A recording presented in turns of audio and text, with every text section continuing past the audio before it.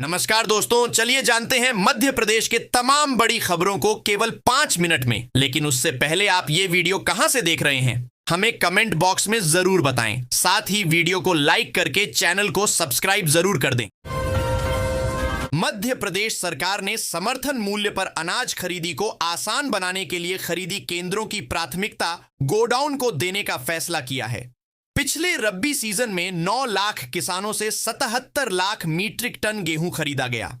उपभोक्ताओं की ई-केवाईसी और पीडीएस दुकानों को जन पोषण केंद्र बनाने की योजना भी शुरू हुई है।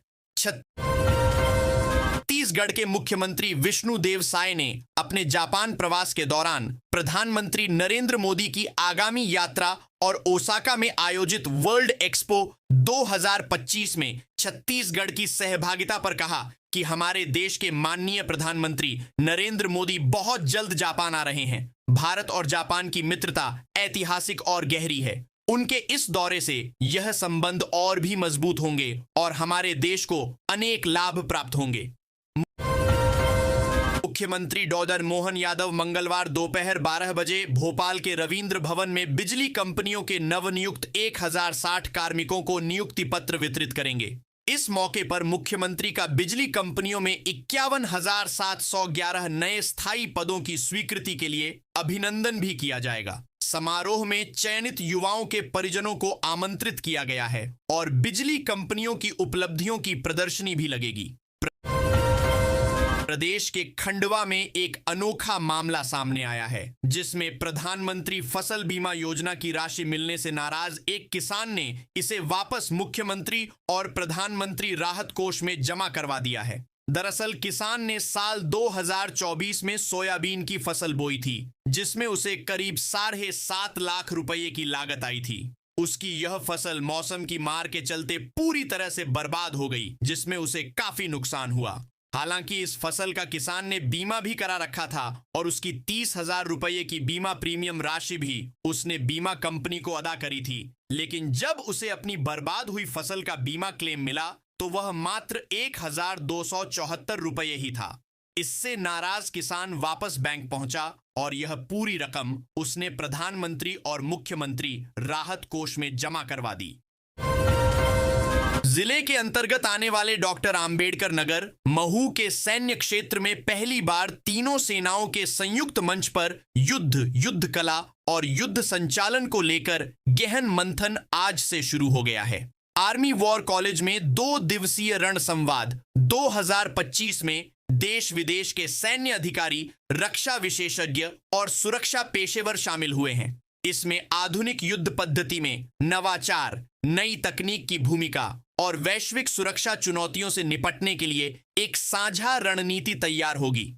आयोजन को लेकर पुलिस ने सख्त सुरक्षा घेरा तैयार किया है।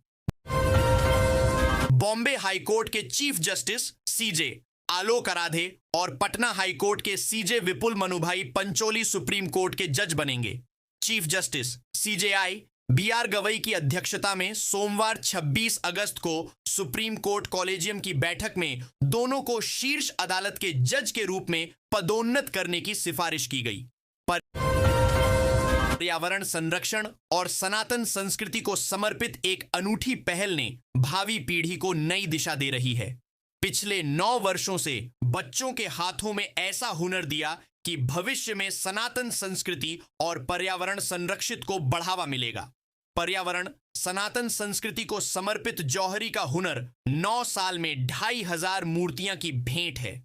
मध्य प्रदेश में लाडली बहना योजना बहनों की सबसे पसंदीदा योजना मानी जाती है। हर महीने की आने वाली किस्त को लेकर बहनों में काफी उत्साह होता है। इस लिहाज से बहनों के लिए एक बड़ी खबर आ रही है। लाडली बहनाओं को 28वीं किस्त का इंतजार है कि ये राशि कब आएगी। इसको लेकर अहम अपडेट आ गया है। महिलाओं को 27वीं किस्त रक्षाबंधन से पहले जारी की गई थी। सरकार ने महिलाओं के खाते में 1,500 रुपये जारी किए गए थे। अब 28वीं किस्त भी जल्द ही जारी होने वाली है।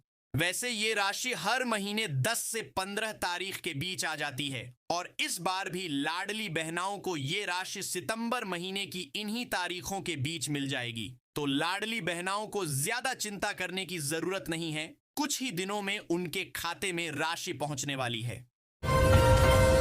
मध्य प्रदेश कांग्रेस में जिला अध्यक्षों की घोषणा के बाद से विरोध और नाराजगी का दौर थमने का नाम नहीं ले रहा है। अब इस मामले में कांग्रेस के पूर्व राष्ट्रीय अध्यक्ष और लोकसभा में नेता प्रतिपक्ष राहुल गांधी ने भी असंतोष जताया है। दरअसल कांग्रेस मुख्यालय में सोमवार को संगठन सृजन अभियान के तहत कई राज्यों के जिला अध्यक्षों के चयन के लिए बनाए गए पर्यवेक्षकों की बैठक को संबोधित करते हुए राहुल गांधी ने कहा कि जिला अध्यक्षों के चयन को लेकर सबसे ज्यादा शिकायतें मध्य प्रदेश से आई हैं। जो गलतियां यहां हुई वे अन्य राज्यों में नहीं दोहराई जानी चाहिए। मुख्यमंत्री डॉ मोहन यादव ने कहा है कि वर्तमान युग में विद्युत ऊर्जा का महत्व वायु और जल के समान है। गर्व का विषय है कि हम उद्योगों और किसानों सहित सभी प्रदेशवासियों की बिजली की मांग के साथ देश की बिजली की जरूरत को भी पूरा कर रहे हैं। देश की राजधानी दिल्ली की मेट्रो ट्रेन मध्य प्रदेश की बिजली से चल रही है। अब इस तरह की योजना बनाई जा रही है कि वर्ष 2047 तक बिजली की कोई कमी नहीं होगी। प्रदेश ऊर्जा क्षेत्र में सरप्लस रहेगा। प्रदेश में विद्युत उत्पादन के लिए सभी उपलब्ध संसाधनों का उपयोग किया जा रहा है।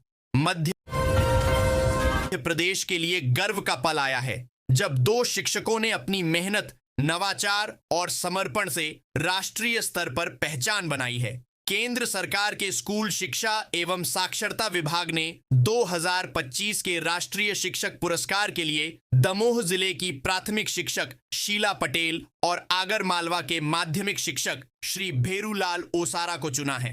ये दोनों शिक्षक नई दिल्ली में आयोजित एक भव्य समारोह में सम्मानित होंगे। शहर की सड़कों पर कंडम और बिना परमिट दौड़ रहे 15 ऑटो रिक्शा आरटीओ की टीम ने जब्त किए हैं। क्षेत्रीय परिवहन अधिकारी मनोज कुमार तेहनगुरिया ने बताया कि आरटीओ दल लगातार यात्री और स्कूल वाहनों की चेकिंग कर रहा है। सोमवार को दल ने शहर के विभिन्न स्थानों पर चेकिंग लगाकर 15 ऑटो रिक्शा जब्त किए हैं, जबकि अन्य वाहनों की जांच भी की है। नियम विरुद्ध वाहन चलाने वाले चालकों ने जुर्माना राशि भी वसूली गई है। जब्त किए गए वाहन वह हैं जो 20 साल पुराने हैं और कंडम हालत में थे। कुछ वाहन चालकों ने परमिट ही नहीं लिया था।